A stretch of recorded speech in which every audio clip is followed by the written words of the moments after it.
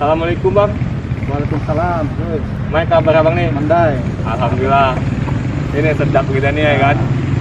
Saat ini kita sedang berada bersama Abangda Surkani. Kita akan membincangkan tentang kaum muda, peran organisasi dan kebangkitan. Kebangkitan tentunya kebangkitan Melayu dan Islam. Bang, kita mau bicara anak muda dalam perspektif sejarah dan masa yang sekarang ini, perannya, kemudian organisasi dan bangkitan. Sebab dalam sejarah kita juga punya anak muda juga di zaman itu, Tengku Amir Hamzah, yang saat ini kita berada di Taman Budaya Tengku Amir Hamzah. Yang di tahun itu Tengku Amir Hamzah merupakan salah satu dibilang tokoh pemuda, Pak. Ya. Pergerakan nasional, kemudian terlibat aktif dalam beberapa organisasi dan kegiatan maupun pergerakan yang disponsori oleh Indonesia Muda, salah satu Muhammadiyah juga, salah satu sponsor pergerakan kebangsaan pada masa itu, Pak. Ya, di masa sekarang kita lihat juga memang organisasi kurang diminati kayaknya sama anak muda, lebih banyak ke komunitas sepeda, komunitas sepeda motor dan seterusnya.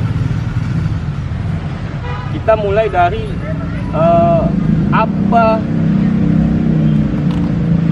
menurut Abang apa peran anak muda di masa dulu dari segi semangat kebangkitan kebangsaan Indonesia bangkit, juga hari ini sering dengung-dengungan Indonesia bangkit.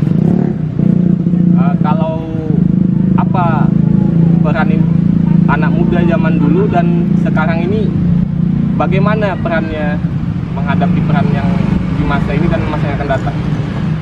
Terima kasih, Gus. Sebenarnya peran anak muda zaman dahulu seperti yang pernah kita lakoni dulu, bahwa memang kalau dahulu ketika kita mahasiswa, ketika kita masuk ke bangku kuliah, itu memang kita secara langsung itu kita ingin berkecimpung di dalam organisasi untuk mengekspresikan diri kita, untuk bisa mengaktualisasikan diri kita sambil kuliah. Nah, kita terinspirasi juga dengan Tengku Amir Hamzah. Artinya inspirasi kita ini menjadi semangat kita waktu ikut berorganisasi. Nah, bayangkan dulu Tengku Amir Hamzah dengan yang umur 30 tahun bisa melanglang ke Indonesia, Buana, dengan pemikiran, dengan puisi, dengan segala macam. Nah, itu yang harus kita menjadikan contoh untuk bisa generasi berikutnya. Nah, permasalahan sekarang, pemuda sekarang itu kendala dengan ditambah dengan kondisi pandemi COVID ini, dan ada pergeseran tentang berkecimpungnya anak muda dalam organisasi. Seperti yang dikatakan Agus tadi, bahwa banyak orang menyebar ke komunitas-komunitas. Arti komunitas sepeda, komunitas motor, komunitas mobil, komunitas hobi. Nah, itu tantangan sekarang. Kenapa mereka enggan untuk misalnya masuk ke organisasi yang betul-betul mendidik, macam kegiatan mahasiswa, Ikatan Mahasiswa Muhammadiyah, Ikatan HMI, Himpunan Mahasiswa Islam, atau PMII. Nah, inilah yang harus kita harus pandai menyikapi ini. Nah, ketika ini ada komunitas, artinya kita juga harus merubah dengan gaya komunikasi komunitas. Supaya kita kalau memang mau berhasil, harus kita dekati komunitas tersebut. Makanya ada sekarang istilahnya, kalau dalam Islam itu ada dakwah komunitas. Nah, kita harus masuk. Tapi kalau kita biarkan anak muda ini larut dengan komunitasnya yang tidak berpikiran positif, nah ini bisa berbahaya. Nah, makanya kita harus masuk. Karena ini trennya komunitas, kita masuk dalam komunitas untuk melakukan pendekatan-pendekatan terhadap anak muda. Mungkin itu yang bisa kita itu. Oke Bang. Ya, menurut Abang lah, organisasi-organisasi seperti Jong Sumatera Bond, kemudian menjadi Indonesia Muda di masa itu, Amir Hamzah juga terlibat dalam Indonesia Muda. Kemudian Muhammadiyah juga salah satu sponsor Bang ya, dalam pergerakan berkebangsaan di masa itu. Artinya kita waktu itu SDM kita sangat minim ya untuk mengajar. Salah satunya Tengku Amir Hamzah juga pernah mengajar di sekolah Muhammadiyah. Kenapa nggak di sekolah-sekolah Eropa ataupun sekolah asing yang lainnya? Menurut Abang, sumber daya manusia kita saat ini yang bagaimana membangkitkan kembali jiwa patriotik di kalangan anak muda? Dari perspektif sejarah juga sendiri, kita punya gitu kan, anak-anak muda yang punya jiwa patriotisme dalam hal mengajar saja dulu sudah menjadi satu kebanggaan dan kontribusi nyata gitu Bang. Jadi memang kalau kita lihat perspektif ke belakang bahwa mengapa sekarang terkendala masalah yang disebutkan Agus tadi, bahwa memang kalau kita lihat sekarang ini kadang-kadang ini anak muda itu sekarang itu tidak mau menggali sejarah yang sudah ada. Hidup ini kan rentetan sejarah ini. Ketika zaman dahulu ini kan akan berulang lagi ke depan. Sebetulnya kita hanya melewati sejarah yang lampau. Memang kalau teorinya itu memang harus kalau kita pelajari itu kan sejarah itu ke depan gitu. Tapi kalau kita baca-baca sejarah misalnya tentang wabah itu sudah ada dari zaman Nabi, zaman tahun yang lalu. Nah ini kan berulang, namanya saja yang berubah-ubah. Klasifikasinya, misalnya kayak COVID itu kan klasifikasi COVID-nya itu kan berubah dari course pertama, ini course 2, SARS 2. Nah itu artinya berubah. Artinya sejarah-sejarah yang lalu juga, wabah dulu, penyakit yang pernah kita lalui dulu dari zaman Nabi, zaman Rasul sampai sekarang, itu kan mengulang. Artinya kalau secara filsafat bahwa kita ini menjalankan rentetan sejarah yang lalu. Nah, bagaimana dengan anak muda? Anak muda sekarang itu tidak membaca rentetan sejarah-sejarah yang lalu. Makanya terkadang jadinya mereka itu tak kenal sejarah dan tidak pernah mau melakukan kajian-kajian dan penelitian-penelitian yang saya berterima kasih kepada Agus yang sudah mau membongkar nilai-nilai sejarah Kesultanan Langkat, tentang sejarah-sejarah. Ya kalau udah bicara Melayu berarti kan berbicara Islam. Gitu. Artinya itu yang kita sepakat. Artinya ketika Kabupaten Langkat ini mau kita angkat dari sisi religiusnya, berarti kita harus mengangkat nilai budaya.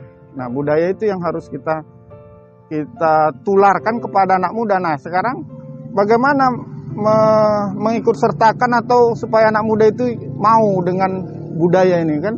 Kajian-kajian budaya ini kan kadang-kadang orang terlalu sepele dan nggak mau, nggak ada nilainya ininya gitu kan.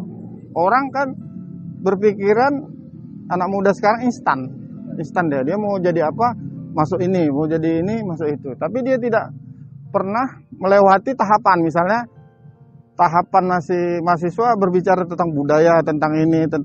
Nah baru nanti ketika sudah pas atau udah cocok dengan kemampuan dan intelektualnya, baru misalnya ada mau terjun ke politik, mau ormas. Nah tapi sisi-sisi yang sejarah dan budaya untuk kebangkitan Islam atau kebangkitan budaya yang ada di Langkat ini yang nggak bisa dikerjakan. Tadi saya sudah pernah melontarkan kepada Arif bahwa kalau bisa itu dibuat lembaga kajian dan riset Amir Hamzah. Nah ini yang harus kita coba. Jadi melalui lembaga ini nanti kita coba melakukan explore tentang budaya, tentang sejarah Amir Hamzah, tentang perjuangan, tentang cita-cita, tentang misi yang harus kita bongkar kembali agar ini bisa menjadi daya tarik dan magnet. Mudah-mudahan ini bisa pemuda Langkat ini bisa paham. Nah, ketika ini bisa paham, baru kita enak melakukan eksplorasi dan segala macam. Bang, tadi juga pembahasannya memang sangat menarik. Paparan abang juga sangat menarik dan bagus. Memang kita sepakat tadi bahwasanya kalau Melayu bangkit, Islamnya juga bangkit. Karena Melayu identik dengan Islam. Kita juga bukan menganut paham sufisme, tetapi melainkan mengamalkan salah satu 4 pilar kebangsaan, yaitu Bhinneka Tunggal Ika. Bhinneka Tunggal Ika itu yaitu mengakui perbedaan, keberagaman. Tapi keberagaman di masing-masing daerah ada kampungnya masing-masing.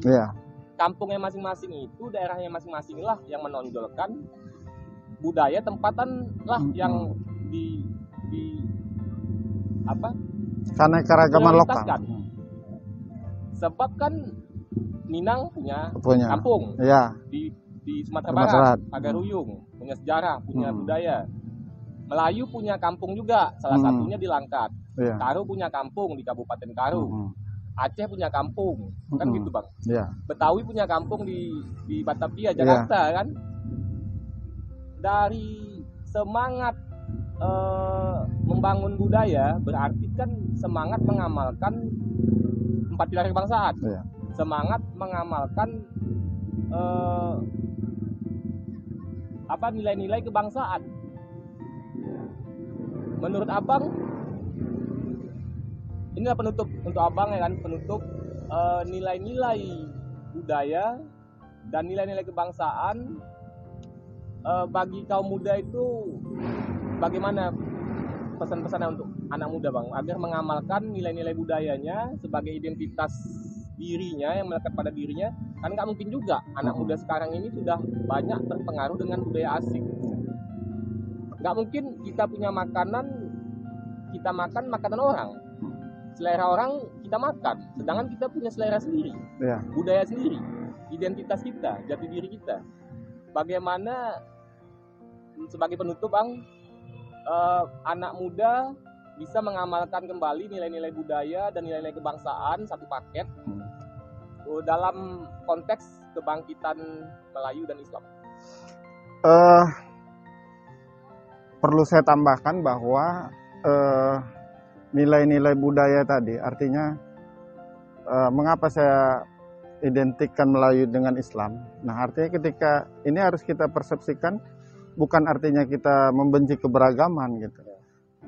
Dan tadi Agus cerita bahwa semua daerah itu punya lokal, budaya lokal, kearifan lokal, dan keberagaman lokal. Nah, artinya ketika ini dunia Melayu, ya mengapa pula kita tidak membuat kebudayaan lokal ini bisa tumbuh gitu. Dan tidak ada salahnya. Satu sisi. Yang kedua, pemerintah daerah juga sudah memberi ruang untuk peraturan daerah yang tentang adat, budaya adat dan Melayu itu. Nah, tapi sayangnya sampai sekarang itu juga belum clear di peraturan bupati. Nah, melalui inilah coba kita dorong pemerintah daerah untuk bisa membuat peraturan bupati tentang budaya adat ini, Melayu ini. Nah, ketika ini sudah, itu kan inisiatif DPR. Nah, tinggal kita dorong saja supaya ini bisa menjadi keragaman lokal. Artinya kalau istilahnya hari ini Kabupaten Langkat punya suku Melayu yang mayoritas, harus kita bangkitkan. Gitu. Karena kalau enggak, lucu juga ini negeri Melayu tapi tak menonjol Melayunya. Misalnya secara ornamen, makanan, fashion dan lain-lain. Misalnya ini ada kemarin baru disahkan produk unggulan daerah. Nah kita dorong itu kemarin bahwa produk unggulan daerah itu ya kalau bisa ya dari Melayu. Misalnya kue haras atau yang berbau-bau Melayu. Nah ini yang menjadi produk unggulan. Karena kalau kita buat produk unggulan nanti kekhasannya kurang, itu bisa nggak menarik. Nah artinya juga di sini kita dorong juga Bupati supaya melibatkan tokoh-tokoh budaya dan adat dalam mengklasifikasikan produk tadi. Artinya halua atau dan lain-lain. Nah itu harus dijadikan produk unggulan daerah. Kalau perlu, kalau belum ada hak patennya harus di pemerintah daerah membuat hak paten legalitasnya supaya jangan diambil orang lain. Bahwa inilah produk langkat. Jangan nanti ketika perdanya sudah ada produk unggulan yang keluar nanti yang lain gitu produknya di Kambon entah apa. Jangan. Nah ini yang harus. Padahal kita punya ciri sendiri. Nah DPR itu sudah ada produk unggulan daerah. Nah di sini nanti bersama majelis belia atau komunitas-komunitas adat yang lain, MAPMI kita dorong. Oh ini kami punya ini produk unggulan dan kita mendesak kepada Bupati Langkat untuk menjadikan produk unggulan daerah ini sebagai produk unggulan ya dari Melayu. Nah misalnya apanya, saya dengar ada batik Melayu atau apa, itu harus dihimpun dan menjadi klasifikasi, disodorkan sama Bupati bahwa produk unggulan orang Melayu ini yang kita harus jadikan. Yang kalau ada nanti orang datang inilah yang dikasih. Kalau pas kita mau keluar, mau kunjungan DPR atau pemerintah daerah langsung membawa seperangkat ini kepada daerah lain.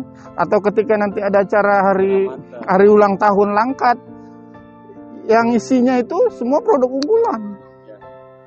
Baik makanan maupun yang lain produk-produk lainnya. Jadi kita harus bisa melakukan ini dan bisa menarik anak muda untuk bisa terlibat untuk melakukan kerja-kerja mempromosikan, mendata atau membantu UMKM khususnya untuk produk-produk yang tadi kita sebutkan. Karena ada sisi bisnisnya ada kan? Ada. Iya. Tanja misalnya. Tanja. Fashion Melayu, kulinernya. Sisi bisnis. Iya. Jadi saya pikir nanti Tanja ini bisa dimasukkan sebagai produk unggulan daerah. Nah ketika itu nanti sudah tercatat dan sudah di peraturan Bupati, artinya itu wajib. Nah bahwa nanti ketika kita berkunjung atau orang datang, kita anugerahilah Tanja ini kepada orang yang datang di negeri Langkat ini. Dan apabila ini saya pikir melalui channel ini bisa sampai ke Bupati atau Sekretaris Daerah, ini bisa menjadi bahan masukan pemerintah daerah untuk bisa melakukan hal-hal yang sudah dikerjakan ini. Perdanya udah siap ini. Tinggal peraturan bupatinya. Nah kita tunggu aja. Atau nanti didesak supaya mengasihkan klasifikasi produk-produk yang ini loh kami punya barang Melayu ini. Kalau tambahan yang lain terserah, tapi ini dia. Nah ini yang harus kita kerjakan bersama-sama. Dan ini kita coba diskusikan dengan anak muda tentang apa yang kita kerjakan dan kita kabarkan. Kadang-kadang kan mereka asik dengan kegiatannya geng motor ini, komunitas apa gitu, tapi nggak terarah. Potensinya besar, Bang. Potensi besar. Karena makin meningkat ini jumlah warga yang masih usia muda ya. Iya. Istilahnya ledakan apa? Ledakan demografi. Dalam beberapa tahun ke depan. Artinya kebudayaan nasional itu kan tidak ada, kebudayaan nasional itu tidak ada. Terbentuk dari kebudayaan daerah adat. Satunya Melayu Langkat sebagai akar dari kebudayaan nasional. Itu yang perlu kita lanjutkan dan majukan. Terima kasih kepada Bang Surkani. Siap, Gus. Sudah mau diambil waktunya untuk bincang-bincang kita kali ini tentang anak muda, budaya dan organisasi dan mungkin harapannya kebangkitan. Iya, siap. karena kan kita kan bicara tentang bagaimana konsep kemajuan. Siap. Mudah-mudahan abang nggak bosan lagi. Iya, kan? makasih Kalau Gus. ada hal-hal yang perlu kita diskusikan lagi bang. Siap. Sampai jumpa Iya. di lain waktu kesempatan. Tentunya tetap saksikan channel Jongkong Official. Mantap.